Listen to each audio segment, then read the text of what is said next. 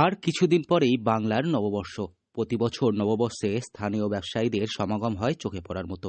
শুধুই কি স্থানীয় বাসিন্দাদের, এর পাশাপাশি থাকেন দূর দূরান্ত থেকে আগত অগণিত পর্যটকেরা। সকাল থেকে ব্যবসায়ীরা হালখাতা নিয়ে মা তারার মন্দিরে পুজো দিয়ে ব্যবসা শুরু করেন। অন্যদিকে পর্যটকেরা মনে করেন নববর্ষের প্রথম দিন মা তারার কাছে কোনো প্রার্থনা করলে, পুজো দিলে সেই মনস্কামনা পূর্ণ হয়। আর সেই কারণেই প্রত্যেক বছর নববর্ষের প্রথম দিন কাতারে কাতারে ভক্তদের সমাগম হয় তারাপীঠ মন্দিরে। এই বছর পয়লা বৈশাখ ১৪৩২ ইংরেজির ১৫ই এপ্রিল মঙ্গলবার। আর সেই দিন কৃষ্ণ দ্বিতীয়া শুরু হচ্ছে ১০টা ৫৭ সকাল থেকে, যা শেষ হচ্ছে কৃষ্ণ তৃতীয়া ১৬ই এপ্রিল বুধবার ১টা ১৯ পর্যন্ত। আর এই কৃষ্ণ দ্বিতীয়া এক ভালো তিথি বলে মনে করেন পর্যটকেরা।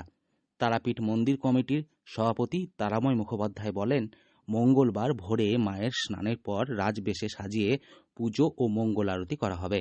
সকাল ৫:৩০ নাগাদ ভক্তদের জন্য খুলে দেওয়া হবে গর্ভগৃহের মন্দির।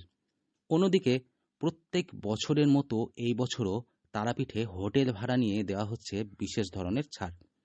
তারাপীঠ হোটেল অ্যাসোসিয়েশনের তরফ থেকে জানা যায়, যেখানে প্রায় প্রত্যেকটি হোটেলে ৩৫ থেকে ৪০% পর্যন্ত ছাড় দেওয়া হচ্ছে নন এসি রুমে। অন্যদিকে এসি রুমের ক্ষেত্রে ২০ থেকে ২৫% পর্যন্ত ছাড় দেওয়া হচ্ছে। তবে আপনি যদি আপনার নিজের চেনা হোটেলে এখন থেকেই বুকিং করে রাখেন, তাহলে সেক্ষেত্রে আরও কিছু পরিমাণ ছাড় পেতেই পারেন। মূলত বাংলা নববর্ষে পর্যটকদের আকর্ষণীয় করার জন্য এই ছাড় দেওয়া হয় প্রত্যেক বছর। আবার অন্যদিকে একটি বিষয় জেনে রাখা ভালো, এই বছর যদি আপনি পয়লা পৌষ মাসের পর তারাপীঠ মন্দির না এসে থাকেন, তাহলে জেনে রাখুন এই বছর কিন্তু পৌষ মাসের ১ তারিখ থেকে তারাপীঠ মন্দিরের প্রবেশের ক্ষেত্রে বেশ কিছু নিয়ম জারি করা হয়েছে। যেখানে আপনি একদিকে যখন ছোট কাপড় পরে প্রবেশ করতে পারবেন না মন্দিরের মধ্যে, অন্যদিকে মোবাইল নিয়ে গর্ভগৃহে প্রবেশের ক্ষেত্রে সম্পূর্ণ নিষেধাজ্ঞা জারি করা হয়েছে।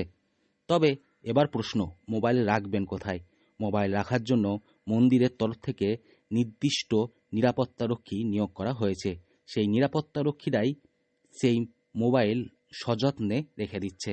তাই আপনার চেনা হোটেলে ফোন করে অথবা চেনা পুরোহিতকে ফোন করে সমস্ত নিয়মকানুন জেনে তারপরেই তারাপীঠ মন্দির আসুন।